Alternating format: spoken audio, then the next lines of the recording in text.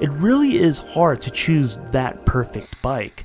Ask anyone who is addicted to this sport. Sometimes we want more road or more trails, sometimes we leave things for the MX track, and oftentimes we just want to explore basic forest roads.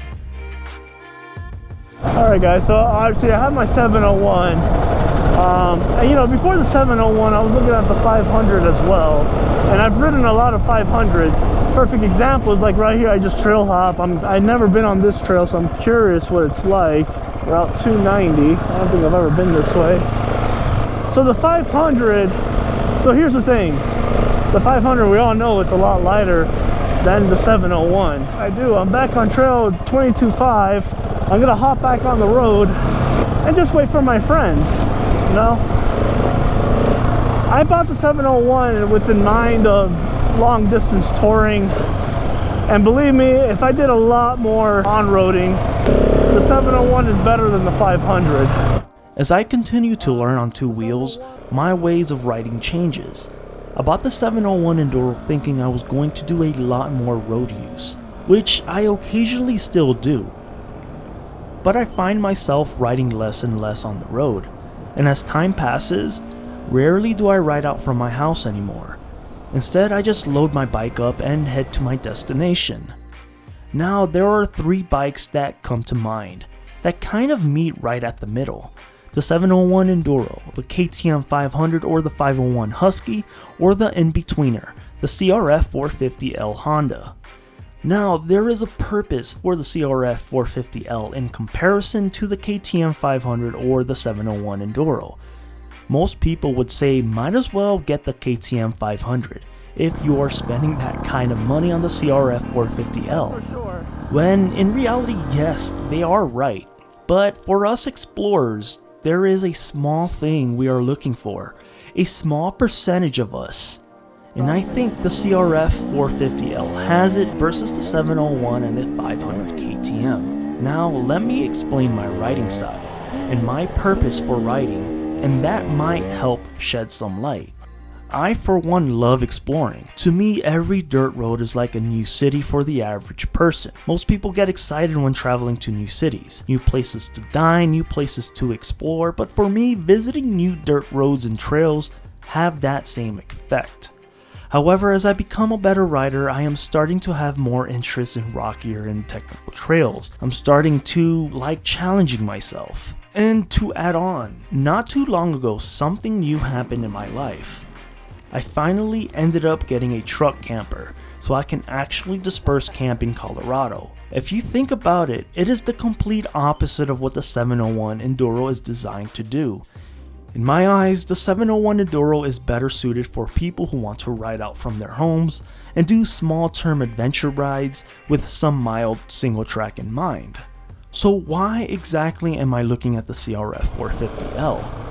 Well, for starters, it feels much lighter versus the 701 Enduro on single track. Yes, the 701 can definitely handle single track, but it's a monster on tighter trails. I'm gonna tell you right now, guys, this single track is very popular with dirt bikers. But I tell you what, look, the KLX250 and 701 Enduro handles this tight single track.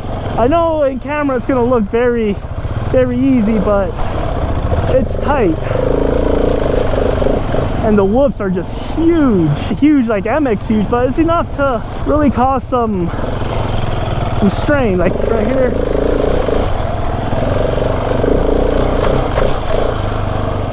See, and then the camera probably looks super flat. It's not hard single track, it's tiring. It's a tiring single track. Even the KLX250 I prefer on single track versus the 701 Enduro, to give you an idea. And yet the crf450L feels more off-road worthy than the KLX250. So here is the thing with the crf450L. That little rodent scared you? For me, I plan on camping out a night or two while truck camping and exploring the local trails and towns. I'm also very curious about the single track around here, which a lot of them in Colorado are technical, and the crf450L is better suited for that versus the 701 Enduro. So why not the KTM 500 or the 501 Husky? Well, I'll get to that in a bit because that also crossed my mind. See, who is the crf450L really designed for? What are we looking for in this particular bike? Now that I have ridden the 701, the 450, and the 500, I can easily come up with the perfect example. Beautiful ride. Beautiful, beautiful ride. As you know, I'm finding myself less and less riding on the road, and I'm trailering it to a location, and I'm getting curious. Like every time I see single track, I'm like, oh, that looks pretty cool.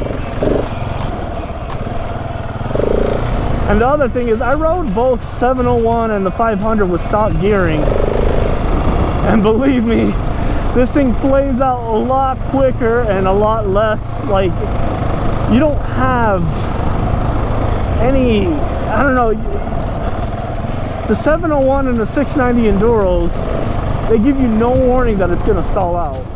Like, you know, when you're going a little too slow, it starts going. Take this screenshot right here. The green represents forest roads, the dotted greens represent single track, and of course this is the highway. So this would be my ideal riding scenario. Probably I will look for a dispersed camp area out here with a truck camper. I might take a loop that maybe involves single track, and then trail hop back to my campsite. Now the issue is the single track. The single track that resides in Colorado. There is a lot of easy single track, but there is also a lot of tough single track, and I want to have the reserves in my bike for that single track. Sure, the 701 can do it, but it's quite heavier versus the crf450L. For people who are interested in camping, exploring, or just want the perfect all-around bike including forest roads and the highway speeds, looking for comfort in between, the crf450L excels at all of this combined. And not to mention, I love my KTMs and Huskies, but I have a strong feeling the crf450L is going to be more reliable in the long run. Well, if I plan on mostly doing trails and roads, why don't I go with the KTM 500 instead? Well, that is the thing. I am also going to be doing a lot of trail hopping, where I need to hop on the road at 70 to even 80 miles an hour, and I want to have reserves for street comfort if it becomes a 1-hour ride back to the campsite. For street usage, the crf450L feels like a true dual sport on the highway versus the 500, but it's a much better off-roader versus the 701 Enduro on single track and the NARS. Now, if I knew I was mostly going to do forest roads and only single track and straight up trail hops that are under, let's say, 10 minutes, for sure I will go with the 500 or the 501.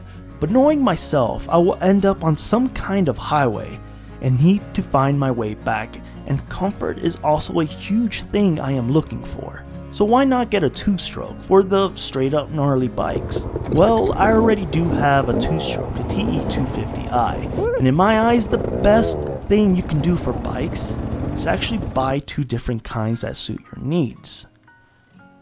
So to sort it all out, essentially I think the crf450L is better than the 701 or the 500 for my particular needs. 1, I plan on hauling the bike on some long distance street riding.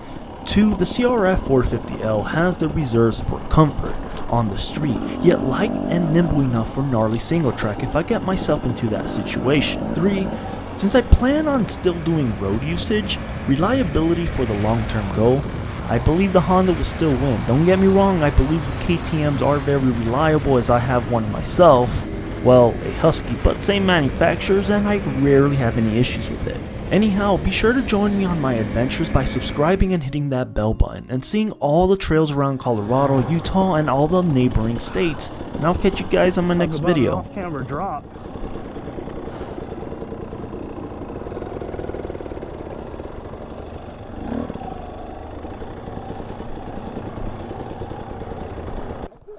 The ground, I just kind of like, I hope I made